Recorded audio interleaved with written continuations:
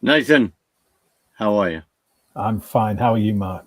I'm good. And before we get into it, please, everyone, like, subscribe, press the bell, sign up, follow us, look up dialogues.org.uk and all the other stuff. And please share our material. We'll be really, really grateful. Dialogues.org.uk is on the bottom. Nathan, I do apologize. Over to you, my friend. What the heck has been going on? There is so much news. I can't keep up. I think that's becoming the trend now, isn't it? That every week there's something escalating even worse than before. But one of the ancient things which keeps coming, and it's now seems to be a weekly thing, is the rising anti-Semitism in the UK.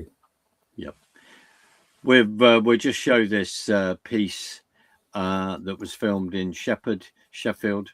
A big shout out to the wonderful woman that was calling it for what it is in this piece. Sadly, this has happened in Brighton. There was a ITV Sky News report on that, and also it's seems to be in Bristol where there is events as well. So this will describe it, and we'll talk about what has happened here. You are Jew hunting from door to door. Are you taking records of the people that answer you in what you call an anti-Zionist way? Are you taking records of their addresses? Don't answer the question. I'm not answering any questions. Just go away. No. We're going to follow you around, and every door you knock on, we'll tell them you're Jew hunting. No, we've got to abandon it. We're going to stop. You've got to stop? Yeah. Good. You should stop. You should be absolutely ashamed of yourself. I'm fine to be photographed. I'm not a Jew hater. Another one. No, I'm not. I'm not doing anything of the sort that you are doing. I'm only asking people to boycott Israeli goods. Okay, so you're actually what's your hat symbolise? My hat symbolises a melon. Watermelon. A watermelon in support of the Palestine people. Yeah. I mean, look at But you're knocking on doors. Yeah. Yeah. Asking people to show their support for Palestine. And if they don't, We just go away and say you go sorry. away. Do you take a note of the door? No.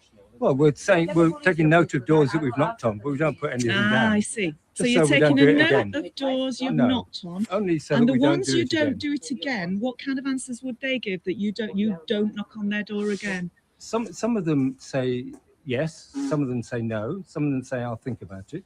And which doors don't you knock on? The Jews or the Jew supporting We do people? knock on everybody's door. Yeah, and the whoever ones they who, are. and you're telling me that there are some doors you don't knock on again. Which doors are they? We don't knock on doors. So you record the ones that give you an answer that is against your politics. Is that right?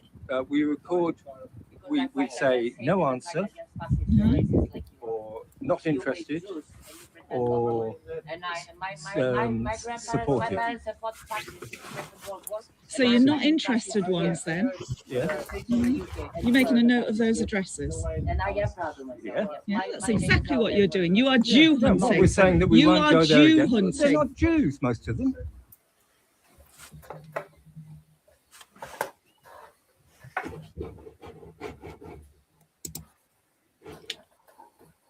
Nathan, so he's wearing a hat, the red-green axis.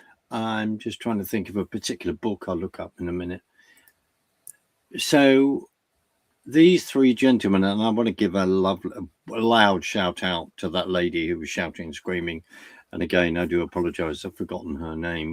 We'll try and find that out because we'll put a link. I'll put a link in the description. Absolutely wonderful what that lady was doing, and also her friend as well. That has gone viral, picked up by contacts of mine in Israel as well, saying good for that lady. Well, So the Embassy of Israel for the UK has actually put a press release out today. Brilliant. Go And on. it says, what happened in Brighton, Sheffield was disgrace was a disgrace. Compiling lists of homes and businesses to enforce a boycott of Israel products is not principled protest. It is intimidation. Targeting people and shops because of their Israeli identity echoes some of the darkest chapters of European history. Decent people should call this out clearly and without hesitation. So let's call this out. This is blatant Jew hatred. Yes. Going for, I mean, this is what we saw in Nazi Germany, just like that, what they've implied, the darkest portions of history. But they've been polite because they're diplomats. We don't need to be. This is exactly what happened during Nazi Germany. That's right. And we've also seen other things where they've gone to universities, they've put things on student doors in blood, Juden for Jews.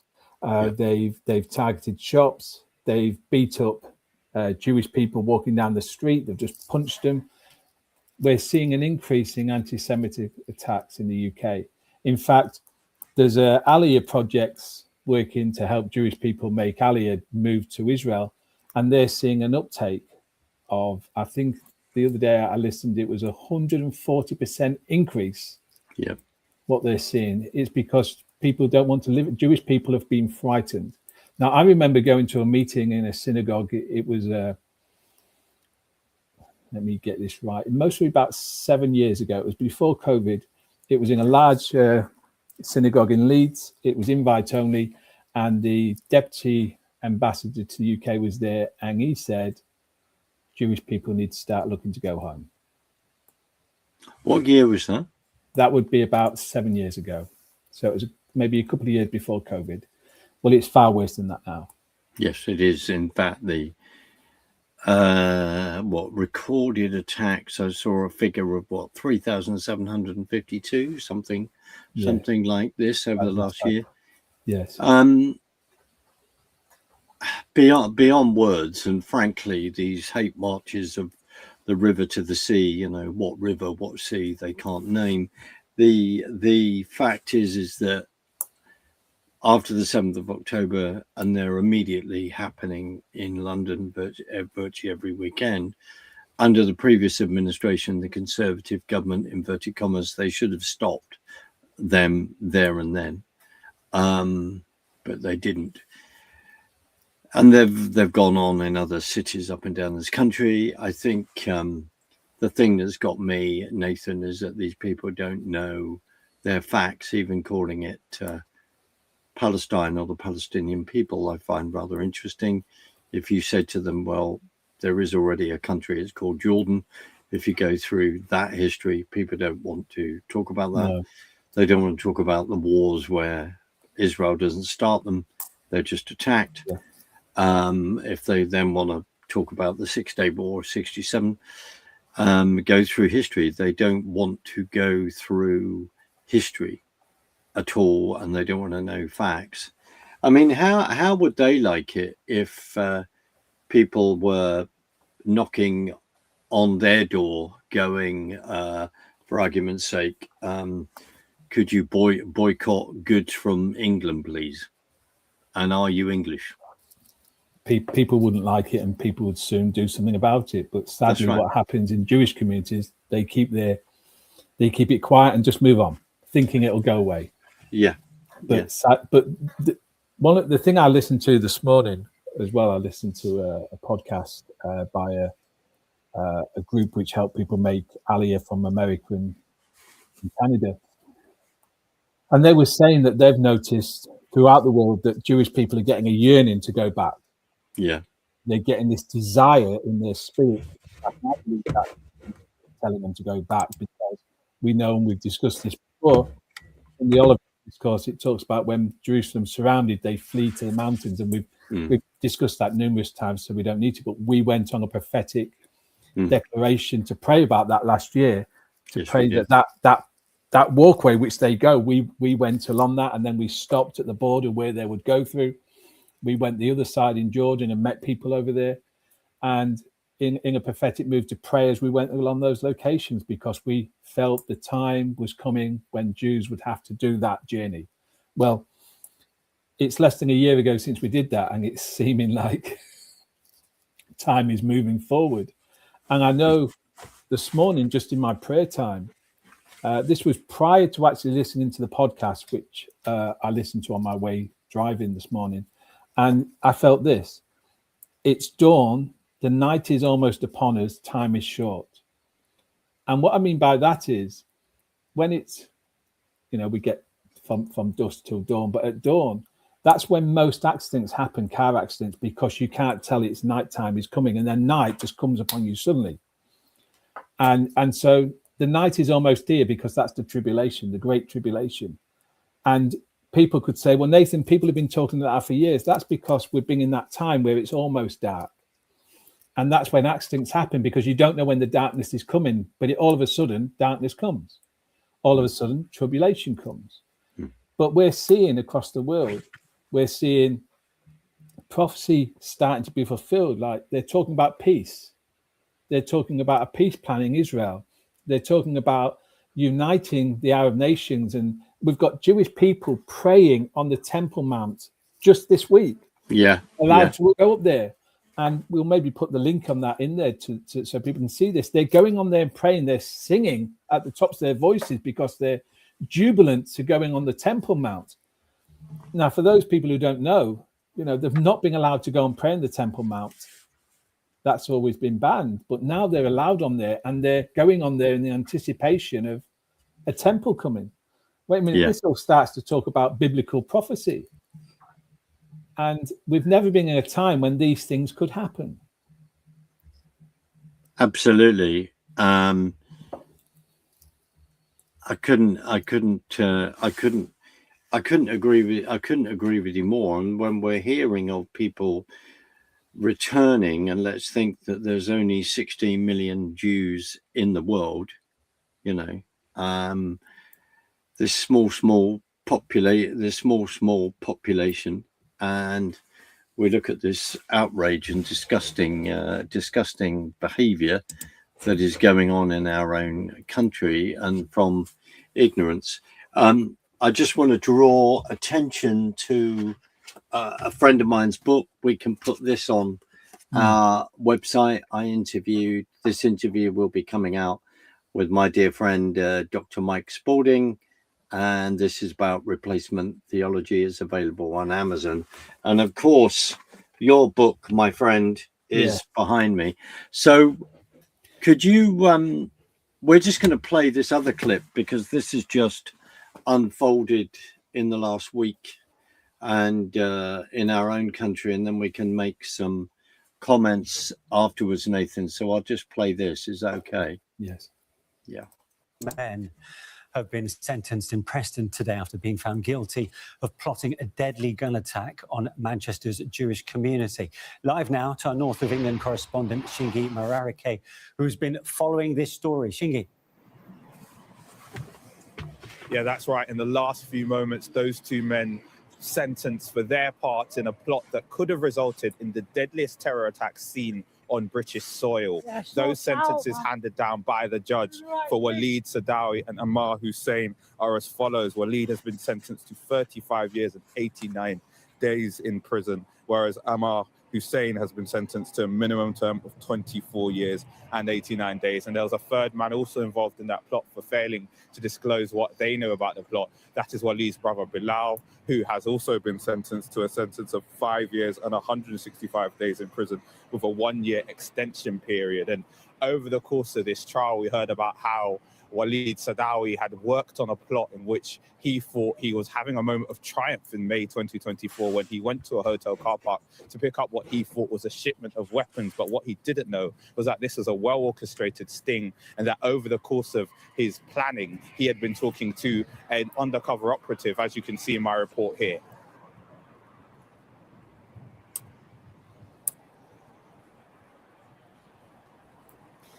Sorry for that. There is no report there, but we can continue talking to you about the judge and their sentencing over the last few moments. And we understand that the judge spoke about the wider climate of fear that an attack like this would have caused to the Jewish community. Of course, there was an attack in the same area of Manchester, in North Manchester, last year. And this was meant to be what would have been a mass shooting, which Walid had orchestrated, talking about how he wanted to attack Jews by walking around that area wearing Jewish clothing. And he had also looked at trying to bring in a consignment of weapons. And in the sentencing, the judge spoke about how there was a lack of remorse from those involved.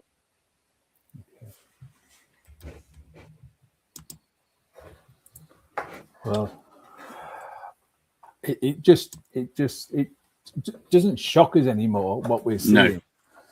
but hugely concerning that people can actually. We know that that was a sting operation, so those weapons were provided by undercover officers. But the fact is that people can get those weapons in this country, and people can get weapons to use, and that is shocking that now we're seeing those kind of possibilities in this country. The other thing which is alarming is, yes, that one was stopped, thank God, and we need to keep praying that God will stop these. But soon they could be prolific and they won't be able to stop them. And that is what the intelligence sources in the UK, the agencies, know that is coming, where they'll do a mass multiple kind of attack in multiple locations. And they're saying that the same in the West, in America, in Europe. And it will overrun our security systems and our health systems. That is what they're planning. Something like October the 7th, multiple excursions. That is shocking when we have 30,000, 40,000 on the watch list. I can't remember if it's 30,000 on the watch list or 40,000, but say it's 30,000, there's another 40,000 they know are in the country on top of that, or it's vice versa. And there was a video done about that. Someone reported that this week. And so that's concerning that, there's 70,000 people like that ready in our country. If that's what they know about, then there'll be far more. That is concerning. Yeah, and a very loud shout out to the security forces, the police who dealt with that. And as you say, thank God, literally, that they did.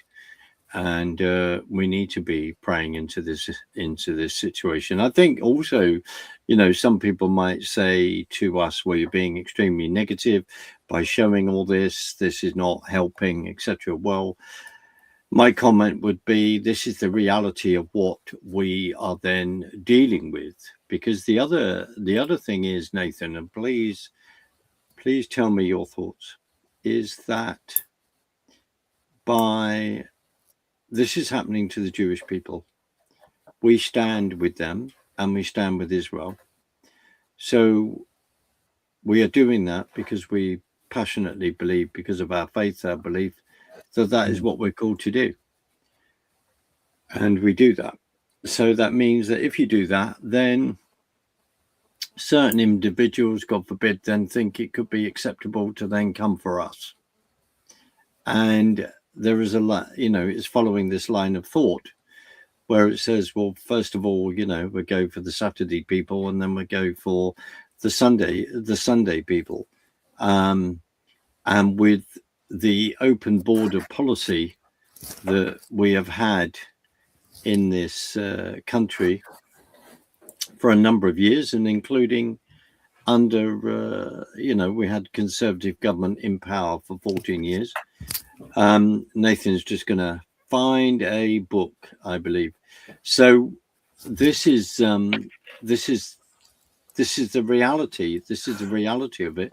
We don't know who's coming into our country, and to say that since the Labour Party, since Herr Starmer became Prime Minister, yes, I did say that, not a Freudian slip, became Prime Minister, we have had 65,000 illegal immigrants coming over the channel into Dover, where in 1944 the Mulberry Harbours were floated the other way to then liberate Europe, and the Normandy landings and all the bravery that happened, and before that, but happened on that day in storming Europe, and this huge campaign and logistical organization that was unbelievable.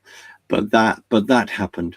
So we've got 65,000 in hotels, houses, going into ex-army barracks or army cadet training areas like Crowbar down in Surrey. So there is all of this that is folding out, and people really need to wake up to this and what is going on. On other occasions from the 7th of October until now, understandably, people have said that we're comparing this to the 1930s. We're comparing this to what happened during the Second World War and the Nazis and the final solution, with all the things. We're comparing this. This seems, we can't help but do that, Nathan, in my humble opinion, because history is rhyming again in a way that is extremely uncomfortable. And I think Bible prophecy tells us that what's coming is going to be far worse than anything what has ever been. Right. So when we talk about the tribulation, well, the Great Tribulation, that 3.5 year period, it will be worse than anything anybody has ever experienced before. And we know that the enemy of mankind, the devil, through the Antichrist, he goes to make war against two people. He wages war against humanity, but he wants to slaughter the Jews and the Christians. And so he goes to make war. We read it in the Olivet Discourse against the Jews. They go to a place prepared for them.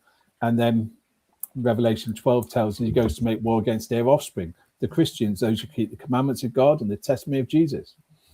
And so we need to understand that, like you said, first to come for the Jews, then they're going to come for the Christians. The other thing which is crucial to understand, just going back to the first clip we showed where there was Jew hunting, sadly, a lot of people who join these pro-Palestinian marches and so-called Palestinian groups are Christians. Yeah. And they don't understand what's happening. It's a bit like the LGBT community joining the Palestinian community to say, you know, we're standing with you. If they went to actually Gaza and did that, they would be thrown off buildings because they would kill them. Yeah, absolutely. Because Islam has a very, very, very,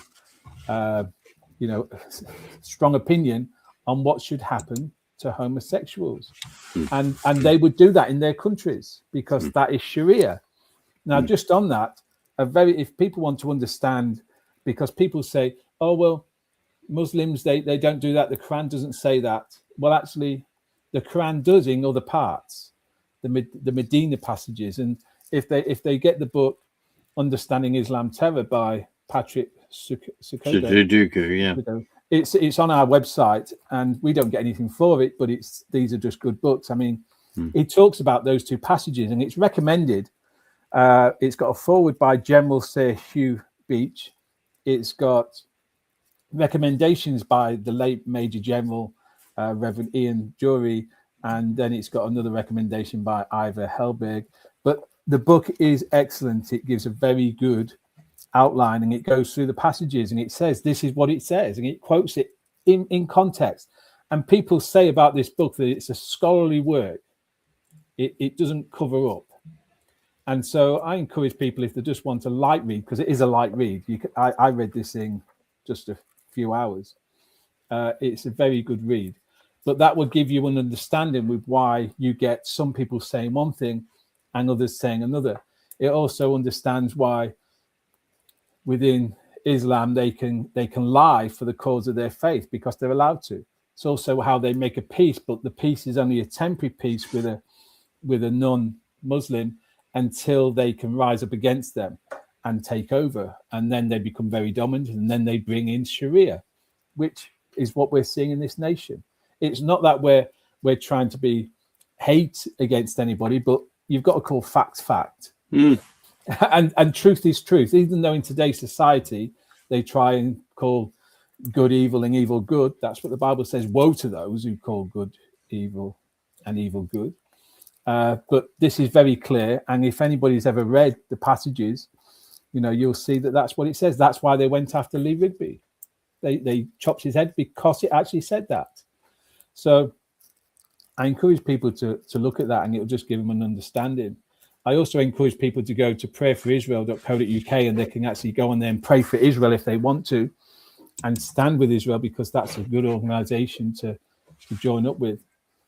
And then another way they can join up and help Israel and is by actually going to the land, going to visit Israel, going to see the land and seeing what it's there. And next September we're going over there, aren't we, Matt?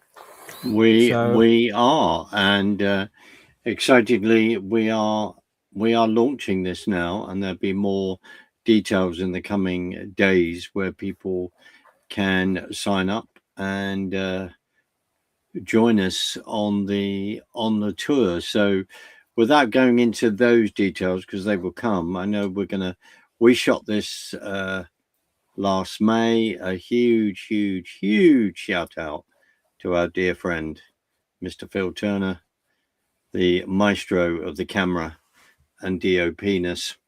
DOP is a director of photography, and absolutely wonderful work. So we shot that last May, and which was fun to do. There was a load of other footage, so that may be to follow. But this is our publicity trailer. So have you lined it up, my friend? Yeah, it's and we'll play it, and then we'll just carry on. Join us on the adventure of a lifetime.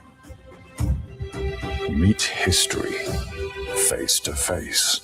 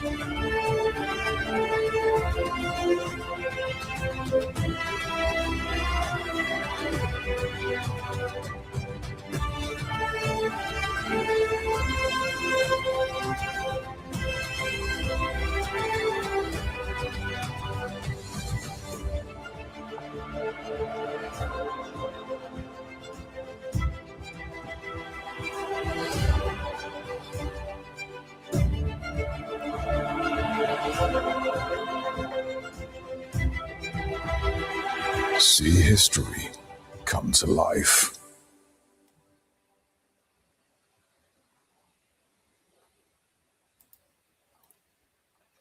That was obviously the first part was when we was in Jordan. This trip we're not going to Jordan, but the last trip was. But just for people, they can go to dialogues.org.uk and you can go on to tours. 6th to the 14th of September 2026. All the details are there, and I think booking will be, by the time this goes live, you can go on there and press the link and book. You can see all the details of where we're going. It's quite an intense tour. It would be nice. We're going to Nazareth, look around a first century village. We're going to some really crucial places. You can also watch the trailer on there again if you want to and share it. It's half board, so you get bed, breakfast, and evening meal, and it's 4-star accommodation, so it's good accommodation. You've got the hotel names there. You can Google them; they come up with the ones we're staying in, and you get all that with tours, with all the cost of it, with your transfers, flights as well with LL from Luton, from the UK. So if no one's traveled with LL before, it's the best way to fly to Israel. It's the Israeli airline.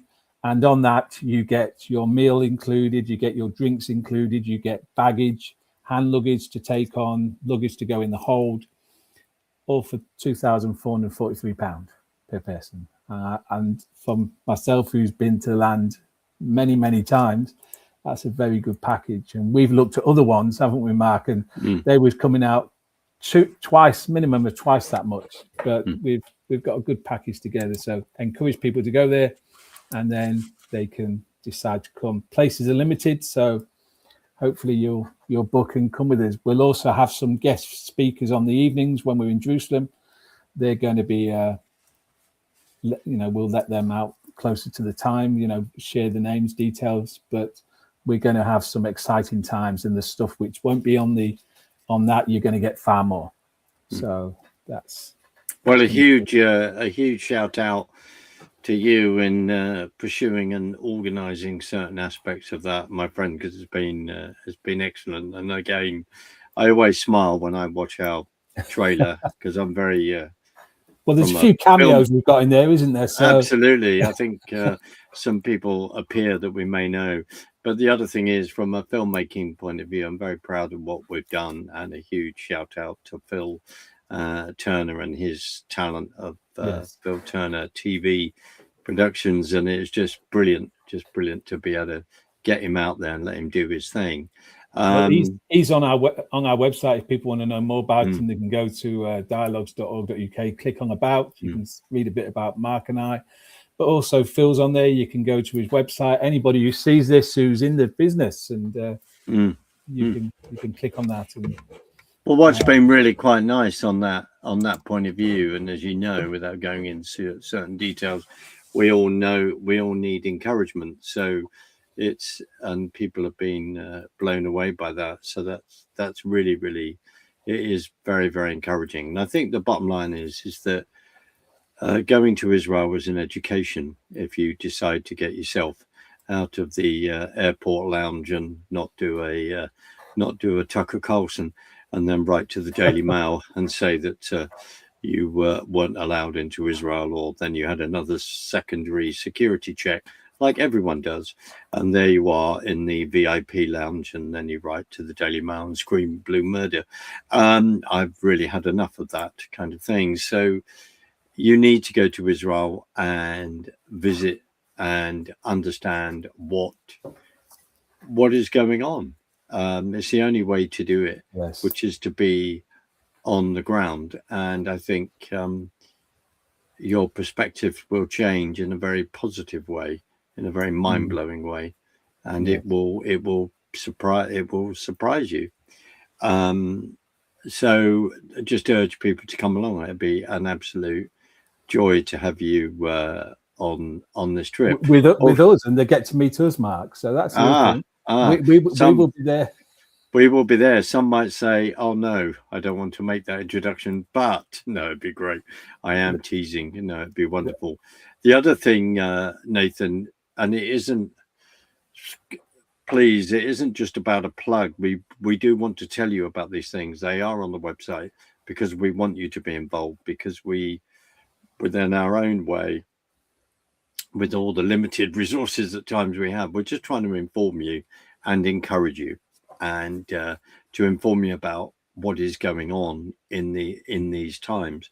The other thing, we have got a residential week away, haven't we, sir? Yes. We have just launched that. So that again is on the website yet? Nathan, yes, there's a link there you can press on. I've queued it for you if you want to click on that and show that. Right. I've just put that there. You can put that into the screen. Right. So that's 28th of June to July the 2nd. That's full board. So you'll be going on a full board basis. So bed, breakfast, evening meal in a nice place in North Yorkshire. You can on there. You can see the location. It's a beautiful. In fact, it's not very long. So.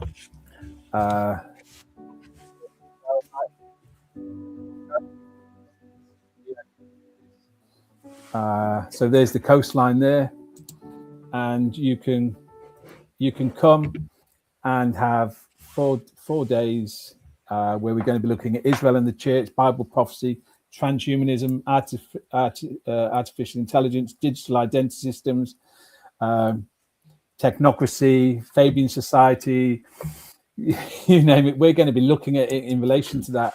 But we're going to be telling you the history, giving you facts. You'll go away with information you can share, because it's not about just coming and listening to us.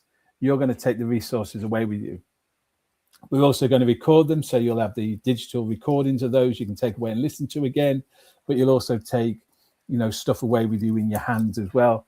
And then on the evenings, we're also going to have some guest speakers coming in via Zoom, and you will be able to talk to other people, not just us, but you're also going to meet other people who are in the UK, who, like us, like most of you who are listening, who want to understand the times and also have knowledge. So on the evenings and also during some of the discussions in the day, it won't just be listening to us, it'll be an engaging process where people can share, people can engage and ask questions. So it's going to be a really interesting thing.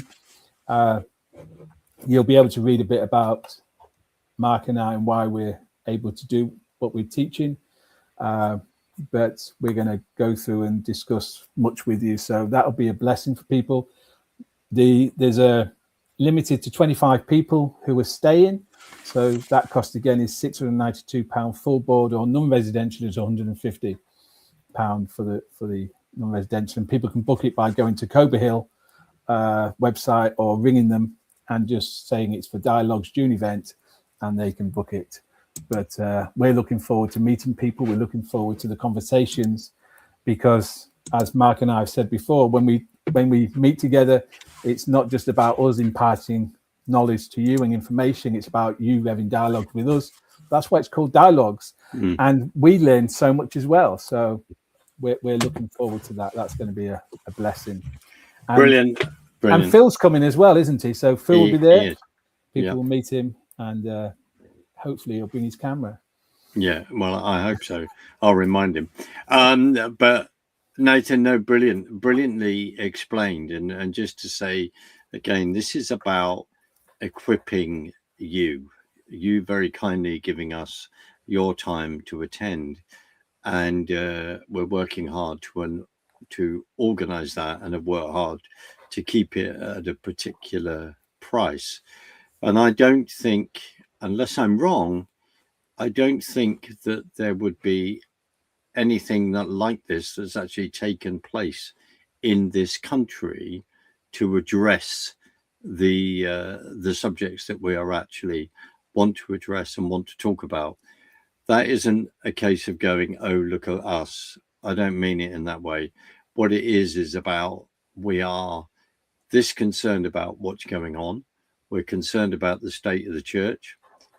And we are concerned that people are not awake to what's going on. They've gone back to sleep after a certain 3 years of mass stupidity that we all went through as a country and went through as a world.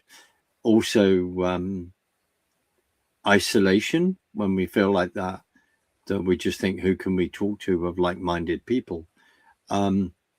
Is, that's a real issue for all of us. This isn't a get together to have a bless me club. This is a get together to encourage people to then go out to be informed and to be able to stand up and speak the truth. That's because we only have to look around at what's happening in our nation. Things are changed through prayer, but God is in charge of all things and all things that are going on, even though maybe individually at times we go, I don't really feel like that, if I'm honest. Yes. What the heck is going on? Because events are moving very fast.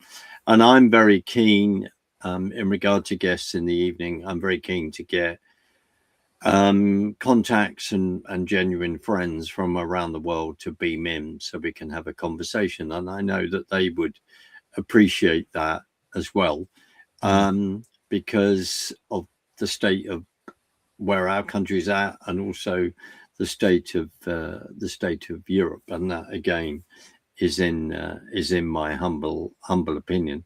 So I'm looking forward to that. There's a lot to prepare for that, my friend. But I was just thinking as you're talking, because one of the things which obviously there's so much we're going to be looking at which doesn't always say it in there, but under transhumanism and artificial intelligence, we're going to be also looking at the Genesis 6. And I know we've had some discussions on that, and I know we've got a mutual friend who has got some stuff on that, and maybe on the evening we might be able to share a snippet of some interviews or something, and we can have some discussions. But there's much on that we can share and have discussions on. So it's going to equip people, because those things are going to be coming upon us again. And absolutely, and I find it fascinating, Nathan. You know, a couple of things, you know, 2 or 3 issues that are not discussed in the church over here. One of them is, of course, Genesis 6 verses 1-8, the fallen angels coming down to earth and having sex with human women. And people go, oh, really? Well, that's just, and the Nephilim, no, that's just allegorical. And then, which is just nonsense. Yeah. And then there's no proper explanation of the flood and why that happened. I just find it really fascinating what is taught in Bible cemeteries, as I call them. Yep. And people going, how they interpret that. My friend Derek Gilbert talks about the sons of Set and goes into things deeply, and follow Derek's work and follow his Substack, because it is excellent. And these subjects, because these subjects are what is affecting our world right now, and no one really wants to face that, after all that we've been through, and people believing the COVID stupidity, and we look at all the church lockdowns and all the rest, and sadly people still believe all of that. It's sadly. I think it's crucial to where these conversations about Genesis 6, the falling angels coming down to the earth, the fact that Enoch talks about that they came and gave hidden knowledge about war, about how to do certain things, about medicine.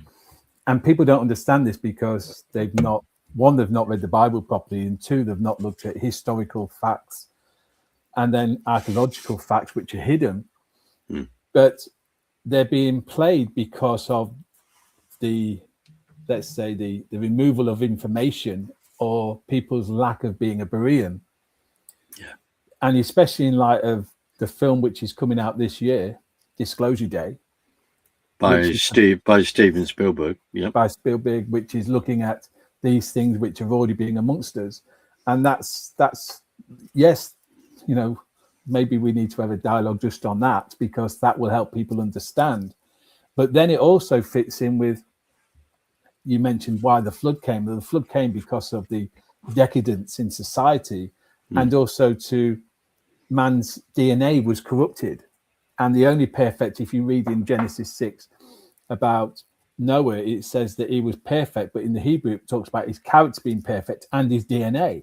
Yeah. And so God took a seed stock of mankind to start again. Otherwise, if it continued, then there would be no redemption, salvation through the Messiah, because the seed stock it was coming through humanity to restore humanity couldn't happen. And that's why there's that seed war going on between the seed of the devils, and the falling angels, and the seed of man in the image of God. And so there's that war going on. And then we look at what was going on, where there was eating humans, there was drinking their blood, there was having sexual relations with them, and also with animals, and doing all sorts. And it was sexual perversion. Well, wait a minute. We've got that today. Sexual perversion. But actually, let's just digress now and segue into what's going on in the UK. We have Andrew Mountbatten Windsor, because he's no longer a prince, stripped to that formerly title. known as Prince. Sorry, I love saying it like that.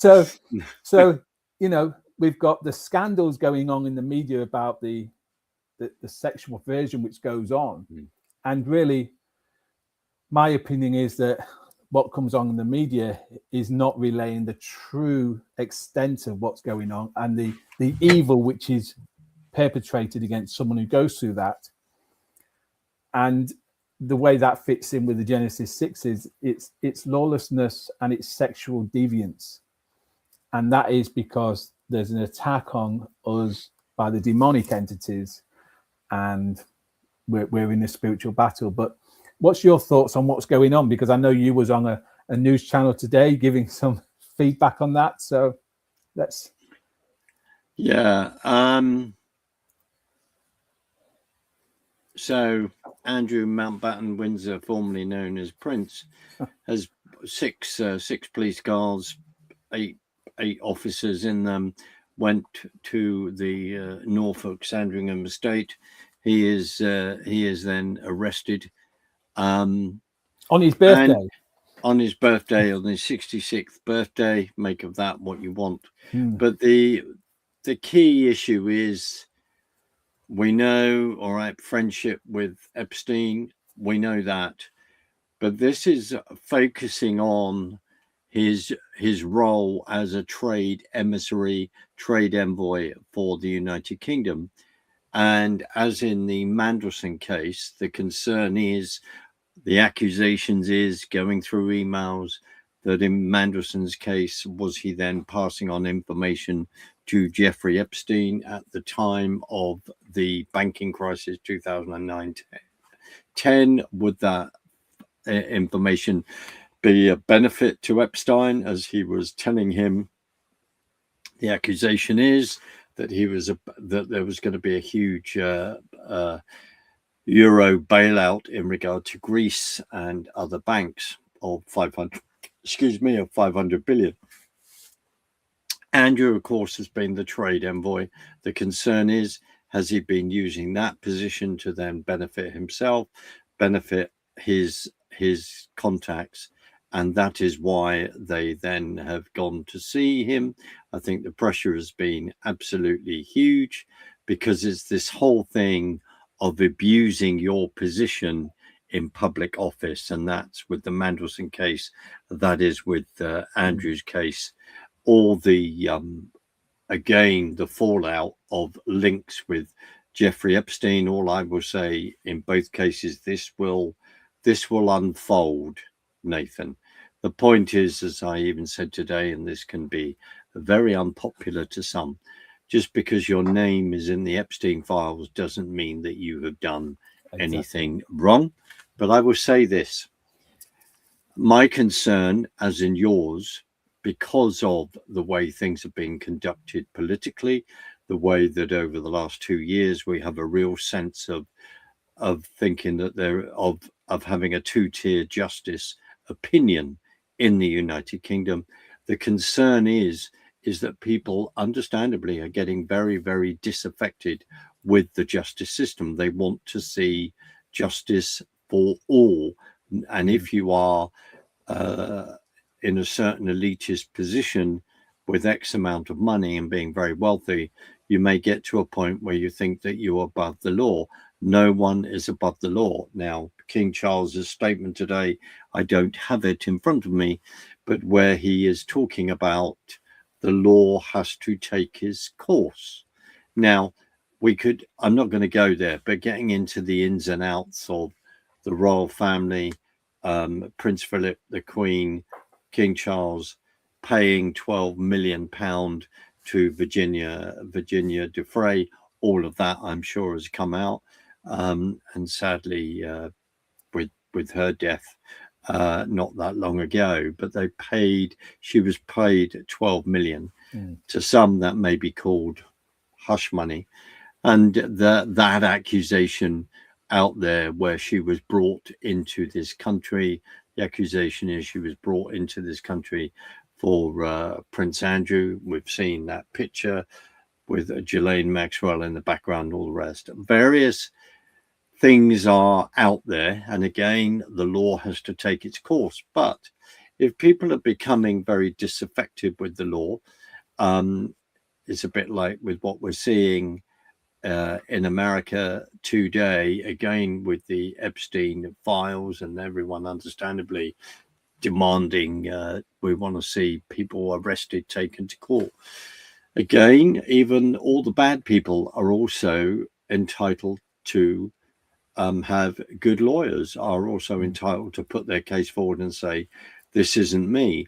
If we are reaching a point in the world where the law is breaking down, and we're becoming lawlessness, Nathan, then that seems to me another indication of stepping towards a man of petition arriving on the scene and saying, I'm gonna solve all this. I will caveat this with as well.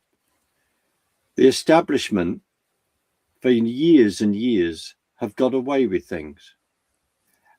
And we now have, as you and I are able to talk and record on the internet and then be able to get our interviews out on the internet, we now have a situation where we have access to information like that we have not done before. We have access to social media. Unfortunately, here's a caveat, everyone has access to Wikipedia and think it's telling the truth. So I'll just give a little warning there. No. So this is where we're coming, where digital records are being taken off the internet, things are being wiped off. Please note, everybody, in certain cases where libraries are being shut down, loads of books are being thrown out, burned, got rid of. Those books everyone needs to grab. They have history in. And just as an aside, in our state, many of our stately homes in this country is incredible records. I've seen some of those with my own eyes, and it's as though they're all going under cobwebs so people can if you are of a Marxist socialist ideology, then all you want to do is rewrite history and start all over again. You only have to look at Mao, people like Mao and Pol Pot and Stalin in that regard. But that's a slight segue. But coming back to Andrew Mountbatten Windsor, formerly known as Prince, these events are going to unfold. Everyone is entitled to a fair trial, a fair hearing. And I know for some of us at times that's very difficult to understand that, but we have to be above, all of us, no one is above the law, and we want to see justice rolled out. But as people would say to me, quite understandably over the last 2 years, and I'm thinking of Lucy Connolly, that for a tweet, people being arrested, people having, knock on the door for a non-crime, hate crime, because they've expressed an opinion, which they're allowed to do. And it looks as though that free speech is severely under attack in this country. And I would say this, I need to explore more into this. Maybe I'll put the link in, that it seems that the US government the US administration is creating something where people can go on an internet to gain access, to bypass all the laws and the censorship that is coming out of Europe in regard to what information that we can access, because they are very, very concerned about free speech in this country. And I'm just going to slightly segue into something else, Nathan, as well. We've just had the Munich Security Conference. Mark Rubio gave an excellent speech, and basically I would summarize and say that he's talking about the relationship with America, with Europe. Thus, we mentioned 1944 at the beginning. But the key thing is about free speech, about those values that we cherish, and that we're united. So, asking, are we united here or not on these issues? So it was a very, very important speech. I need to find the link to that. God, there's so much homework to do, Nathan. So much homework to do. Add it to that list with a cup of coffee. Add it to the list with a cup of coffee. That's a running joke. One day we might tell you, but not at the moment. But the key thing is people, please look these up, find out what is going on. But in the last sort of couple of minutes, Nathan, I think asking people to pray about things. We know that prayer changes things. There's been a friend of mine has been part of a number of days of prayer in regard to the grooming gangs and exposing that. And I think there has been some movement within the press on those lines, and also a last shout out to the incredible work that Rupert Lowe has led in regard to raising £600,000 to then have a grooming gang inquiry. And it's been harrowing, some of the information that's come forward of what these young girls have been through. And in many ways that people did not know what was going on. There has been journalists, I've forgotten her first name, but Lady Blundell, very brave woman that has been talking about these things for a long time. But of course, the big shout out to dear Tommy Robinson that has talked about this for years and has to be profoundly credited with that, because it's true. And people find that hard to say publicly, but many of us don't. It's absolutely true. So we got to watch that and the next stages, and there will be this will be published. And although, Nathan, as you know, it's just a statement, Rupert Lowe has launched, who's taken his think tank of Restore Britain, a movement, and now is turning into a political party that was announced a few days ago. So as usual, there was a lot to talk about. I know I'm saying a lot, but thank you. And we'll end, but just to say thank you so much for everyone for watching, listening. Please go on the dialogues.org.uk site. Please, if you wish to join us in Yorkshire, a wonderful, beautiful part of the world, then please do so. If you want to join us on our tour to Israel, then please do so as well and sign up. It'd be much appreciated.